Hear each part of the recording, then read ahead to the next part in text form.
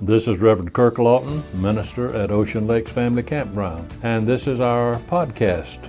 Our prayer is that this message may enrich your life as you find God especially meaningful to you.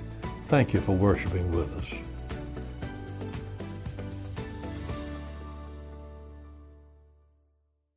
The angel who announced the birth of Christ to the shepherds said, "I bring you good tidings of great joy." Or as another rendering has it, "I bring you the most joyful news ever announced." The emphasis was on joy, a joy that would fill the hearts of all people. The Christmas season is truly a time for joy. The song says, "'Tis the season to be jolly."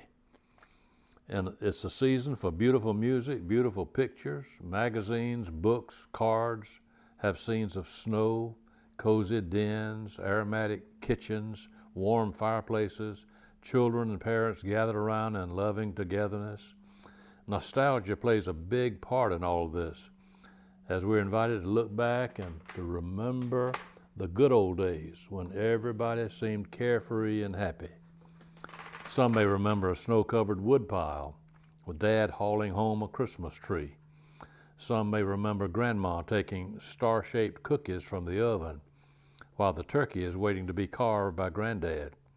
Some may remember trudging to church through the snow and the bitter cold, and then feeling the inviting warmth inside and the friendly conversation. Many others, especially those who have lived all their lives in warmer climates, may not have memories like these, but there are some memories at Christmas time that are cherished. Christmas is a time of remembering, a time of joy. This is the way we like things to be. But then all of a sudden, pow, the balloon is punctured. That's not the way things are at all for many people. Christmas is the most depressing time of the year for many. Psychologists, ministers, counselors, doctors, those in related professions can testify to that fact. For several years now, I've noticed that there seems to be a trend of more people who come to me with real burdens at this time than at any other time of the year. These are not people who are out there living a life of open sin. Even for devoted Christians, more and more are feeling that Christmas can be a time of anxiety. Psychologists call Christmas the holiday paradox. There's an increase of suicides after the holidays, when people return to their normal routines and realize that nothing much has changed. But the seedbed for suicide and depression is the holiday season itself.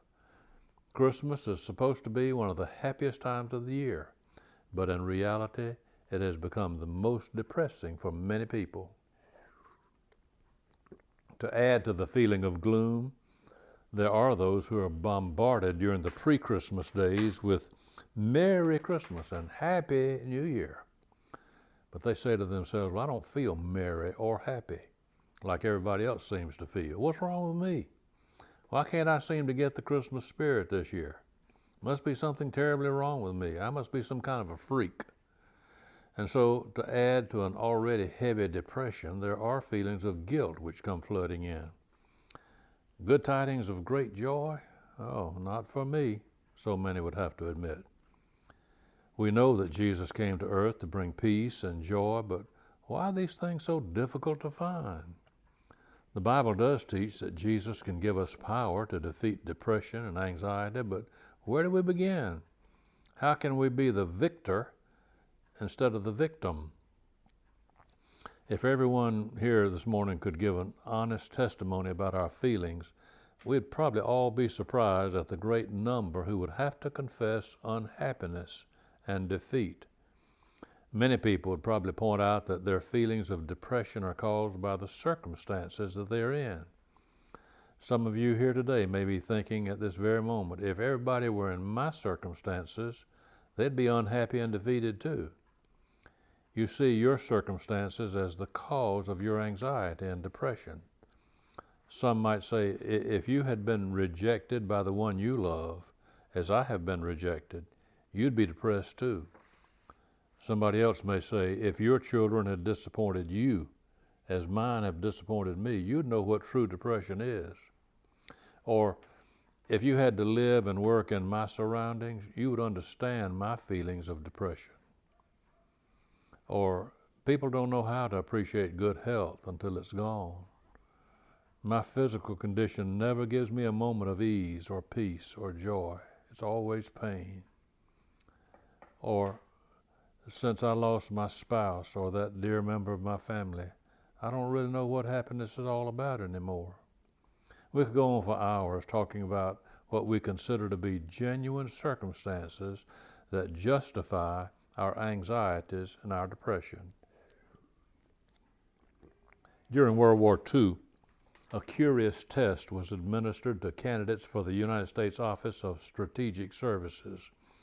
Each candidate was told to build a simple frame structure out of notched sticks, and he had to use 2 helpers who had been instructed to obey his orders.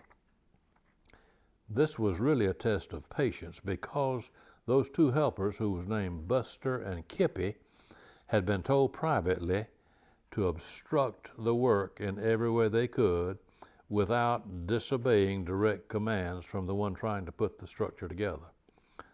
Most candidates tried their very level best, but Buster and Kippy had an outrageous bag of tricks, and somehow the framework never did get put together right. Most of the candidates lost their tempers or sat down on the job or dismissed the helpers, and those who did any of these things failed the test. Have you ever felt that somehow Buster and Kippy must have gotten hold of Christmas too? Take this present Christmas season. You know what we would like to do. It just doesn't seem to be enough time, and things keep happening to upset our plans.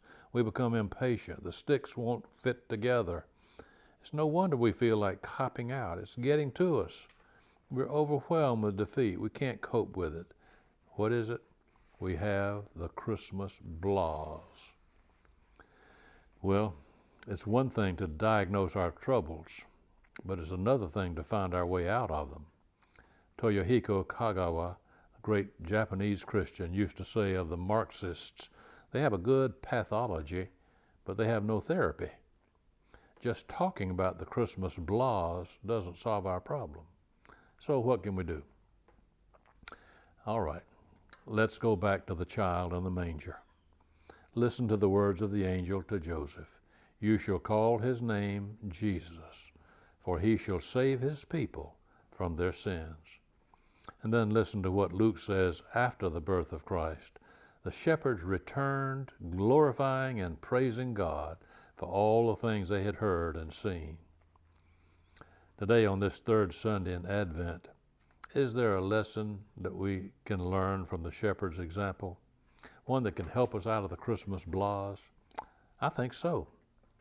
The shepherds returned to their fields, glorifying and praising God. Their simple, humdrum life had been suddenly transformed by glory. And although their immediate reaction was to praise and glorify God, their long-term reaction would be to tell and retell their personal stories around campfires for years to come. I believe those shepherds never stopped telling the story until their dying days. When the shepherds returned, I'm sure the skies were blank, the road under their feet was just common earth, but life for them would never be the same again. They surely found a joy in telling the good news. Let me give you another example of one who found his life through service. Many years ago, a fellow in Italy, whose name was Francesco Bernardoni, was the son of a wealthy merchant in a city in Italy. Carefree, lighthearted, this young man enjoyed the parties and the festivities of an upper-class set of friends. But as the years passed, he found more and more of boredom and a dissatisfaction with his self-centered life. He also thought about all the poor people around him. One time a beggar came to his shop and asked him for something in the name of God. After he had chased that man away, Francisco realized that he would have given him something if he had asked for it in the name of the Baron. So he ran down the street after the man, trying to find him. One day in the year 1206, while he was praying in a chapel, Francesco felt that Christ spoke directly to his heart. He felt that Christ told him that he had accepted him. He didn't have to work anymore in order to find favor with God. Growing out of this conviction, Francesco made a commitment to give his whole life to Christ in his response of gratitude. He went home and told his father he was selling all his belongings to be an apostle to the poor. Well, his father was angry at this news, and so he disinherited his son in a public ceremony. Francisco left his own city in abject poverty, wearing a cloak which had been given to him by a gardener. And for the next 2 years, he stayed alive by begging and sleeping out in the open. And then in the year 1209, Francesco came to believe that the words of Jesus were a direct commission to him when he said, "Freely you have received, freely give." So gathering a group of followers about him, Francesco began living out that commission. Those who followed him went out in groups of 2, singing, preaching, distributing food and clothing to the needy in city squares, marketplaces, and the countryside. Today we know of this man, Francesco, by a shorter name, Francis, and also by the native city of his, Assisi. Francis of Assisi and his followers, the Franciscans, found true happiness in following God and being servants to other people, in losing their lives in unselfish service. So I think the best answer I know to the Christmas blahs is this: try giving yourself away. Perhaps this is what Francis was trying to do and trying to say when he prayed, "Lord, make me an instrument of thy peace. Where there is hatred, let me sow love. Where there is injury, pardon. Where there is doubt, faith. Where there is despair, hope. Where there is darkness, light. Where there is sadness, joy." O Divine Master, grant that I may not seek so much to be consoled as to console, to be understood as to understand, to be loved as to love. For it is in giving that we receive. It is in pardoning that we are pardoned. And it is in dying that we are born to eternal life. In the novel by Albert Camus, entitled The Fall, an established, well-to-do French lawyer has his world totally under control until he hears a dying woman's cry one night, and he turned away. She was drowning in the water. Years later, in an Amsterdam bar at the end of his rope, he says to himself, "Please tell me what happened to you on the River Seine that night, and how you managed never to risk your life. You yourself uttered the words that for years have never ceased echoing through my nights, and that I shall at last say through your mouth, 'O young woman, throw yourself into the water again, so that I may a second time have the chance of saving both of us.'" Are you facing anxiety, depression, lack of the Christmas spirit, the Christmas blahs during these days? There is a cure for this malady, but it is not in sitting back and pining over how woeful your situation is, true though that may be.